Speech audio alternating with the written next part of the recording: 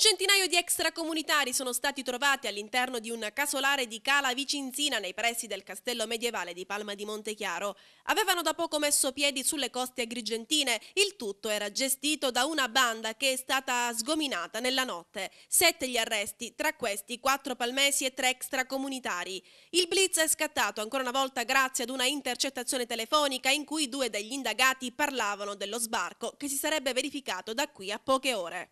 Durante l'irruzione degli agenti, diversi clandestini sono riusciti a scappare nelle campagne. Il casolare è di proprietà dell'ex sindaco di Palma, Rosario Gallo, che si dice del tutto all'oscuro della vicenda. All'interno del casolare è scoppiata una sommossa, sedata a fatica dai poliziotti. Un agente è stato ferito alla testa da un oggetto contundente ed è stato medicato al pronto soccorso dell'ospedale di Licata con una decina di punti di sutura.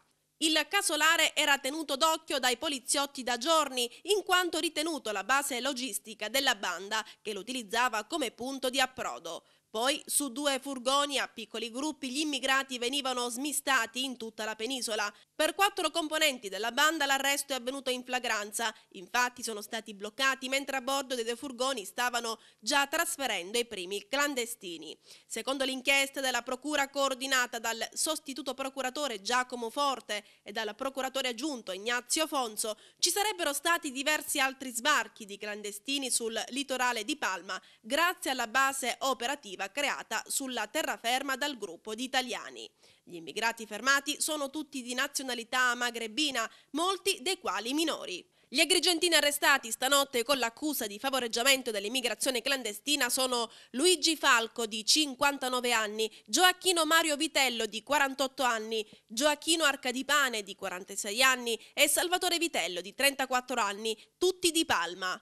Per i reati di lesione, resistenza e violenza a pubblico ufficiale sono stati invece arrestati Mohamed Rabi e Ahmed Zahoura, egiziano di 24 anni, Ekam Mohamed El Kaosma, palestinese di 34 anni, e Mohamed Saed Kalel, palestinese di 26 anni.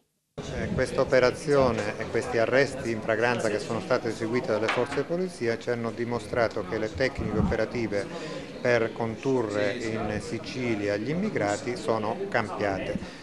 Non più i barconi di disperati che venivano ritrovati in mezzo al canale di Sicilia, bensì degli sbarchi pilotati in talune zone del territorio siciliano. Avevamo avuto questa intuizione da qualche mese e le attività intercettative svolte, le intercettazioni ambientali e non solo, ci hanno dimostrato che l'intuizione era senz'altro fondata. Ancora una volta si ritorna sull'argomento importanza delle intercettazioni alle indagini.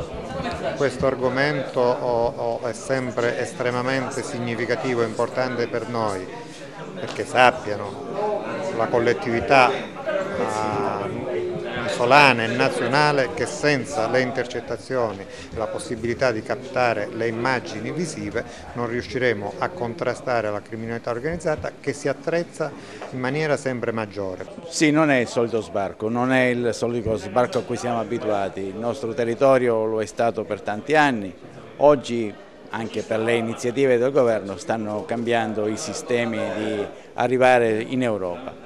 E questo è uno di quelli che abbiamo stanotte smascherato, una base logistica locale, favoriva lo sbarco dei clandestini, li rifocillava, li rivestiva e li faceva scomparire sul territorio. È stata una bellissima operazione di polizia perché con l'apporto di attività tecniche seguite dalla Procura di Agrigento e con l'attività di intelligence degli uomini del commissariato si è riusciti, credo, a strongare quello che possa essere il luogo, il posto dove negli anni che sono seguiti e che sono passati c'è stato un continuo sbarco di cittadini extracomunitari.